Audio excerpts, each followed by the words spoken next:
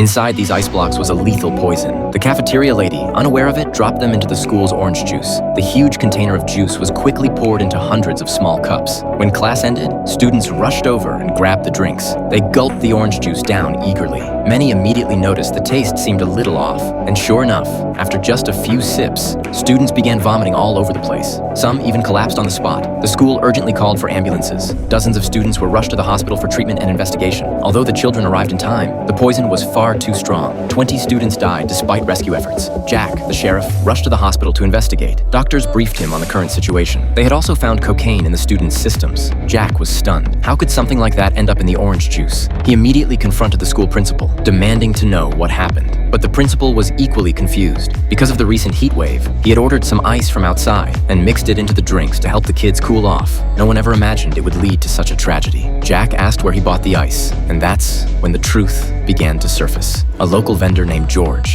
had partnered with Jack's older brother, Hunter, to open a small ice-making factory. Business was decent at first, but George thought the profits were too slow, so he came up with a criminal plan. He used the factory as a cover, hiding massive quantities of drugs inside the ice blocks and smuggling them out undetected. He thought the scheme was foolproof until the day an clueless worker mistakenly delivered the poisoned ice to a school, and the disaster unfolded. Jack knew exactly what kind of person George was. After learning the ice came from George's factory, he immediately brought his team to investigate. Sure enough, a large amount of drugs was found inside the ice. The evidence was undeniable. Jack prepared to arrest the factory owners, but Hunter, one of the partners, still had no idea what was going on. Meanwhile, George received a warning call. He pretended he needed to use the restroom and quietly slipped away. Moments later, police swarmed the area and arrested Hunter just as he returned to shore. Even though Hunter was Jack's own brother, Jack had no choice but to take him in. The horrific incident exploded in the media. News spread everywhere within hours. Parents were enraged. They gathered outside the police station, demanding harsh punishment for the criminals. Locked in a holding cell, Hunter began piecing things together. He realized George had acted strangely earlier, and the truth hit him. George was the drug trafficker.